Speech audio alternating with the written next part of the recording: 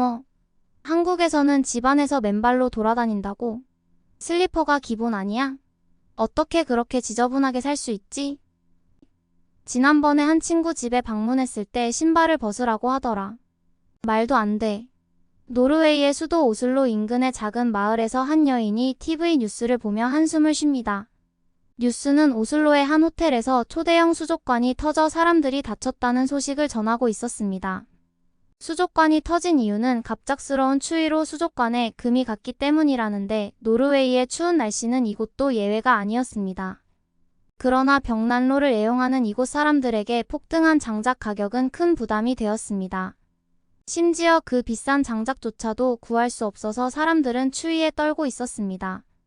라디에이터를 구입하려 해도 가게에는 다 팔렸다는 답변만 돌아올 뿐이었습니다. 이때 마을에 사는 한 가족이 한국에서 배워온 좋은 방법이 있다며 해결책을 제안합니다. 그 가족은 평소 집안에서 신발을 신지 않는 특이한 습관으로 소문이 나 있었습니다. 마을 주민들은 처음에는 의심스러워했지만 더 이상 추위를 견딜 수 없어 그들의 말을 믿어보기로 했습니다. 이 노르웨이 가족은 마을 주민들에게 어떤 해결책을 제안했을까요? 잠깐! 구독과 좋아요는 영상 제작에 큰 힘이 됩니다. 안녕하세요. 저는 엘리나 홀데스트라고 합니다. 저에게는 아주 특이한 오빠가 있는데요. 평소에 일 때문에 출장을 자주 다니는 오빠는 다른 나라에 갔다 오면 특이한 물건들을 왕창 사오곤 해요. 그리고는 그 나라에서 배운 생활 습관들을 자꾸 집에서 써먹으려고 합니다. 스페인에 갔다 왔을 때는 밤에 낮잠을 자는 시에스타를 하겠다고 하더니 한국에 다녀왔을 때는 바닥재를 온돌로 바꿔버린 적이 있어요. 노르웨이 사람들은 온돌을 사용하면 맨발로 다니잖아. 더러워. 라는 반응을 보이며 무시했죠. 별 이상한 짓을 다 해서 가족들도 절레절레 할 정도입니다. 그래도 그동안은 오빠가 한 이상한 짓을 무시할 뿐 가족들이 동조한 적이 없었단 말이죠. 그런데 어느 날 저희 부모님이 오빠에게 동조하기 시작했어요. 같은 동네에 같이 살고 있는 오빠와 저희 부모님과 달리 그 당시 저는 오슬로에 거주하고 있었습니다. 그래서 저는 쉴 때나 부모님 댁에 내려가곤 했는데 그날도 휴가를 받은 저는 부모님 집으로 가봤죠. 그런데 집 안으로 들어가려는데 부모님이 갑자기 저를 막아선 겁니다. 일단 신발부터 벗고 들어오거라. 저는 갑자기 신발을 벗고 들어오라는 소리에 어리둥절했지만 곧이어 엄마 아빠의 발을 보고 경악했습니다. 집안에서 신발을 벗고 양말만 신고 계셨어요. 보통 노르웨이에서는 방문객은 신발을 신거나 실내용 슬리퍼를 착용하고 거주자들은 보통 실내화를 신고 생활하지 양말만 신고 있거나 맨발로 생활하는 사람들은 드뭅니다. 저는 엄마 아빠에게 슬리퍼도 안 신으시고 뭐 하냐고 그랬지만 엄마는 빨리 신발을 벗고 들어오라고 했습니다. 양말 채로 다니는 게 찝찝한 저는 그냥 슬리퍼를 달라고 했어요. 하지만 이게 끝이 아니었어요. 부모님이 소파 및 바닥에 털썩 주저앉는 걸 봤을 때 그야말로 경악을 금치 못했습니다. 대체 뭐 하시는 거예요? 왜 바닥에 앉으시는 거죠? 바닥이 아주 깨끗해. 카페트도 깔려 있잖아. 아무리 카페트가 있어도 발로 밟고 다니는 바닥에 앉는다는 건 상식 밖이었습니다. 저는 부모님의 제안을 단호히 거절하고 소파에 앉았습니다. 어이가 없어서 말도 안 나오는 상황 속에서 집안에 또 다른 변화가 느껴졌습니다. 외관상으로는 크게 변한 게 없었지만 집안이 훈훈하고 아늑한 느낌이 들었습니다. 벽난로도 안 켜져 있는데 말이죠. 저는 부모님께 왜 집안이 이렇게 따뜻한지 물어봤습니다. 온돌 덕분이야. 내 오빠가 한국에서 온돌을 경험하고 와서 집에도 설치하자고 했거든. 처음에는 또 무슨 엉뚱한 짓을 하나 싶었는데 직접 써보니까 너무 좋더라고. 그래서 우리도 큰맘 먹고 바닥 전부에 온돌을 깔았지. 부모님은 온돌을 설치한 이후로 방바닥에 앉거나 누워있는 게 일상이 되었다고 했습니다. 저는 부모님의 말에 어이가 없었습니다. 한두 푼도 아닐 텐데 오빠가 무슨 수로 부모님을 설득했을까 싶어서 만나면 따져보겠다는 생각이 들었죠. 저는 너무 따뜻해서 전기요금이 폭탄처럼 나올까 봐 걱정된다고 말했습니다. 노르웨이에서는 벽난로나 가스히터로 공기를 데우는 난방 방식을 주로 쓰는데 이 방식으로 방을 데우려면 요금이 어마어마하게 나오거든요. 하지만 부모님께서는 온돌이 난방비가 훨씬 적게 들면서도 집을 더 따뜻하게 해준다고 했습니다. 온돌은 방바닥을 데워서 에너지 효율이 높고 열기를 오래 유지해준다고 설명했습니다. 그날 저녁 침실에서 잠들 때도 방 안이 따뜻한 걸 느낄 수 있었죠. 그렇게 따뜻하면서도 비용이 적게 든다는 게 정말 놀라웠습니다. 처음에는 슬리퍼조차 벗기 꺼렸지만 부모님 댁에서 이틀을 보내고 나니 저도 슬리퍼를 벗게 되었고 이제는 바닥에 누워서 자는 게 편할 정도입니다. 이제는 시간이 지나면서 그 따뜻함과 편안함에 푹 빠져들게 되었습니다.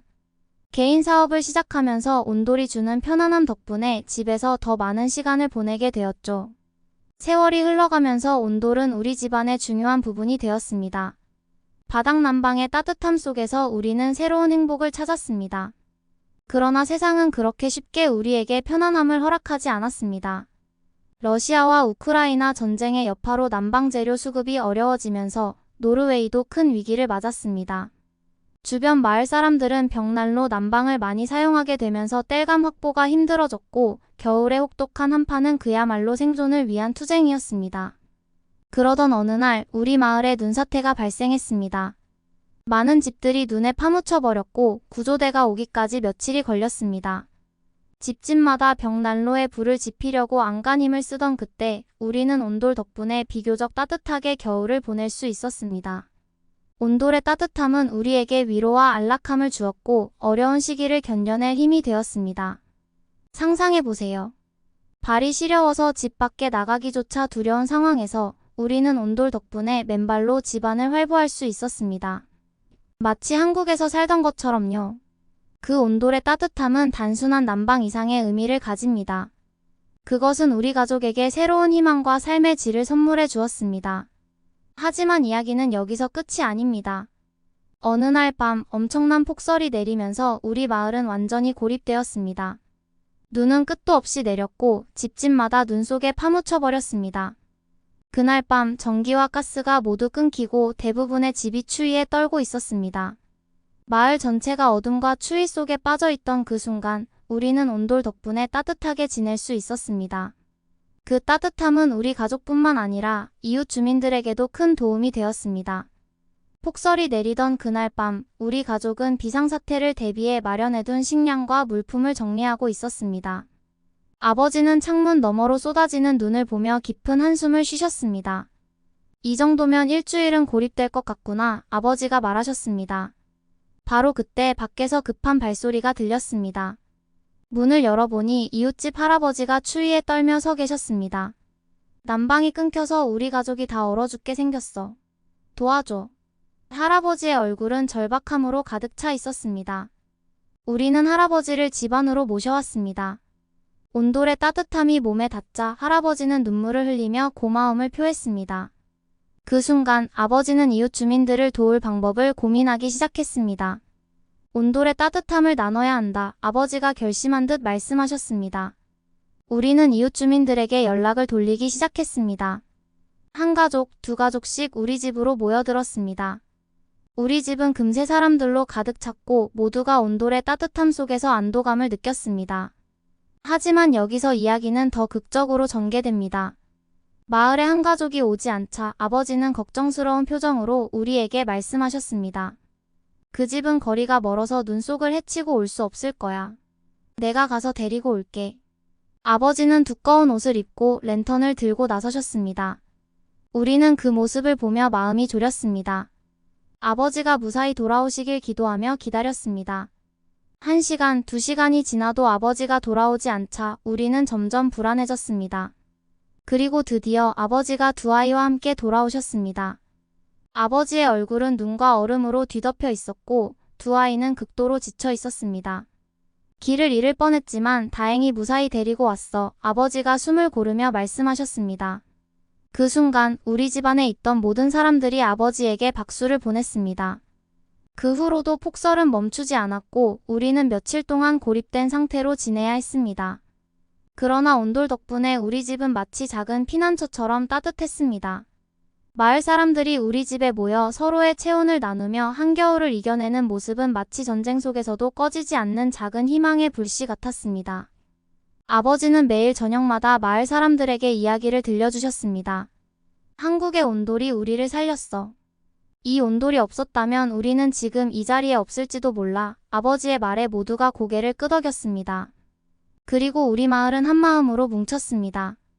온돌의 따뜻함은 단순한 난방 이상의 의미를 가졌습니다. 그것은 우리에게 희망을 주었고 서로를 돌보게 만들었습니다. 우리는 함께 음식을 나누고 아이들은 온돌 위에서 게임을 즐기며 웃음을 되찾았습니다. 어른들은 차를 마시며 담소를 나누었고 어려운 시기를 함께 견뎌내며 더욱 끈끈한 유대감을 형성했습니다. 눈이 그치고 구조대가 도착했을 때 우리는 이미 하나의 가족이 되어 있었습니다. 마을 사람들은 온돌의 따뜻함을 통해 새로운 희망을 찾았습니다. 구조대원들은 우리 마을이 그렇게 어려운 상황에서도 따뜻하게 지낼 수 있었던 이유를 듣고 놀라워했습니다. 한국의 온돌이 정말 대단하군요. 이런 기술이 우리에게 큰 도움이 되었네요. 구조대원들이 감탄하며 말했습니다. 그 후로 우리 마을은 온돌의 장점을 널리 알리기 시작했습니다. 마을 주민들은 온돌의 효율성과 따뜻함을 체험한 후 한국의 온돌 문화를 더 깊이 이해하게 되었습니다. 이제는 마을 전체가 온돌의 따뜻함 속에서 행복하게 지내고 있습니다. 온돌 덕분에 우리는 추운 겨울을 견뎌낼 수 있었고 그 경험은 우리 모두에게 큰 가르침을 주었습니다. 하지만 이 사건이 마무리되고 얼마 지나지 않아 심각한 사고가 발생했습니다. 아버지가 심한 화상으로 병원에 입원하게 된 것입니다. 그 사건으로 인해 온돌 설치에 대해 회의적인 생각을 가진 가족들도 많았습니다. 하지만 아버지는 병상에서도 온돌의 따뜻함과 효율성을 잊지 못하셨고 결국 퇴원 후에도 온돌을 고수하셨습니다. 아버지의 회복 과정에서 온돌의 온기와 마을 사람들을 위기에서 구했던 경험은 큰 위로가 되었습니다. 그 온기와 경험을 통해 가족 모두가 다시 한번 온돌의 진가를 깨닫게 되었죠. 온돌 생활의 편안함은 가족의 삶에 긍정적인 변화를 가져왔습니다. 처음엔 생소하고 불편하게 느껴졌던 온돌이 이제는 우리 가족의 중요한 일부분이 되었고 우리는 그 따뜻함 속에서 새로운 행복을 찾았습니다. 그리고 이 온돌의 따뜻함은 우리 가족뿐만 아니라 마을 전체로 확산되기 시작했습니다.